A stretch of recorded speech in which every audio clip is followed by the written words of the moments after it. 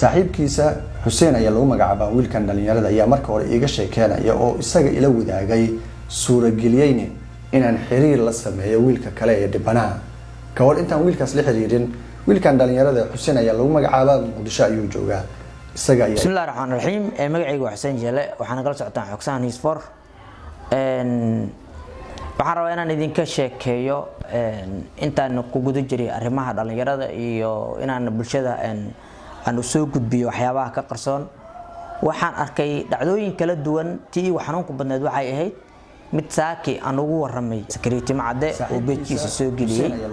oo ahayd wiil dhalinyaro ah inuu gabar yani ismeher qarsadeen and then gabadha xanuunsaneed maxaa ku yiraahdaa kadibna wiilkii xanuun u ku riday macna xanuun oo ka qaaday gabadhii ayadoo markii awalkii hore xanuunsaneed wiilka xanuunka u qarisay kadib uu ila soo xiriir wuxuu yiri Xuseenow barnaamijkaas jiro arintaas ay qabsatay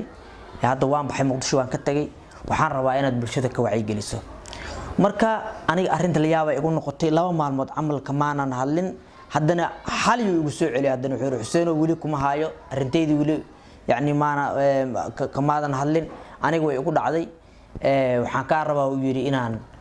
bulshada kale say ugu dhicin inaad ka wacyi geliso Xuseenow haddii aad yani maqal rabtana waa caadi waa ii wareysan kartaa si dhalinyarada Soomaaliyeed oo kale ay ugu noqdaan wacyi iyo inay ka digtoonaadaan haddii wax yani isguursanayaan guur sax oo la yaqaan inay isguursadaan ama maxaa ku yiraahdaa at least ay isbaaraan markii ay isguursanayaan marka arintii ana marka beedkaygu uu yiraahday ilaa hadda dad badan aad u badan kuma xirna marka sidaa darteed waxaan dhacdada ugu waramay security macade oo arkay markaas qofka aan heli karo contactskiisa iyo as iyo wiilkana isku xiri karo sida asiga waa warbixinta oo ka soo sameeyay marka Soomaali Maxamed Fudeydka waa naga batay kilibki intiisa hore ay dadkii daawadeen asxaabtayda dhaw ay soo wada waceen meelaha waxay leeyahay Xuseenow maxaa kugu dhacay xanuun ma kugu dhacay marka waxa leeyahay dadkaas saaxiibayaal waa caafimaad qaba dhacdo aniga aan ka waramayay ahayd oo aan xogta aniga aan hayay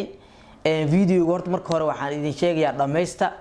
ciwaanka soo wiilka title kamaysa uu soo sameeyay ayaa xogaa dadkii maxaa ku yiraahdaa iyo aniga markaas yani saan u gudbinayay ayaa xogaa yar shaki abuuri karo marka waxaan idin leeyahay warbixinta anaa ka waramayay dib u dhageysta taa wiilka taa la soo geliya taa qadka oo hadlaayo oo dhahayo arintaas aniga waa igu dhacday dad kale laga wacyi geliyo maxaa ku yiraahdaa oo dhahayo hataa sakariyo ninkaas saaxiibkii Xuseen oo soo sheegay hataa uu leeyahay marka runtii arintaas ay ahayd marka waa mahadsantiin dadka qaaliga ah ee saaxiibada la soo xiriiray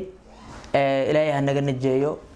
maxaan ku yiraahdaa xanuunkaas waa jira magaaladan oo ku jira mar dhalinyarada Soomaaliyeed waxaan dhihi lahaa waxa qof aad iska baarin hatta xiriir la sameeynina koos wiilkaas wuxuu ahaa uu dhalinyaro aad u dadaal badan runtii haddana noloshiisa dhameeda waxa gashay midmadow marka aad iyo aad idin salaamaya warbixinta kilibka qaybta hore lama dhameystirta beedka timacada media la soo geliyay warbixinta marka anigana iga foqa waa salaamantiisa alaykum warahmatullahi ta'ala wabarakatuh